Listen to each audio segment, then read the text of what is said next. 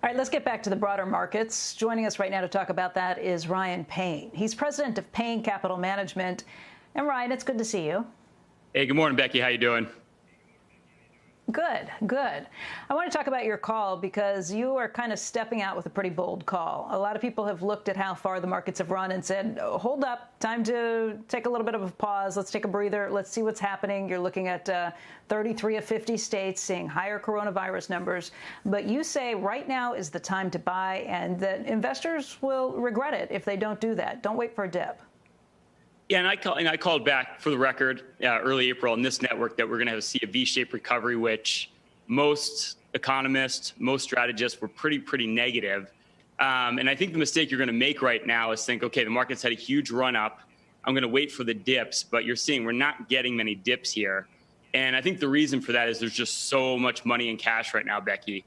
I mean, literally, if you look at the $5 trillion or so that's sitting in cash, so many money managers got out of the market. Hedge fund managers are sitting in cash right now.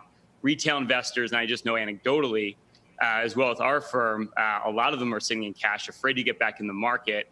And I just remember from 08, 09, when you had this kind of government stimulus, the news is this bad, and you have this much money sitting in cash. It's just rocket fuel to push markets higher.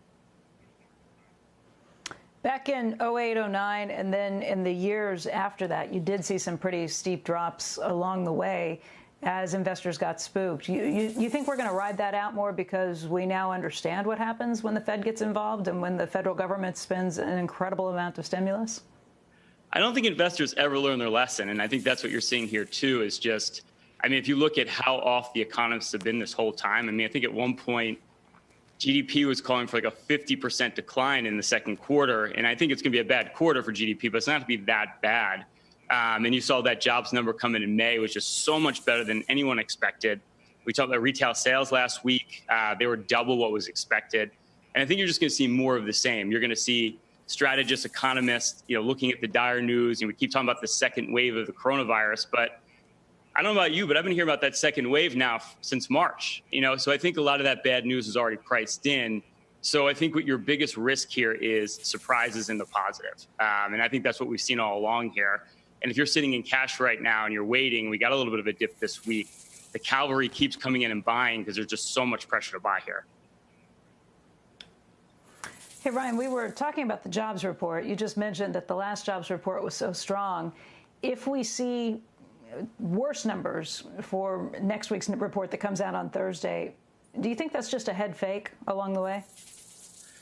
I do, because a little bit of that, too, is backwards looking, right? A lot of the economic data is backwards looking. So I think at this point that is going to be a head fake. So I wouldn't be too concerned if the number comes in. And again, based on what the outlook is, I think it's going to be hard to hit those lower numbers. But yeah, I think more of a head fake on that, Becky. Absolutely.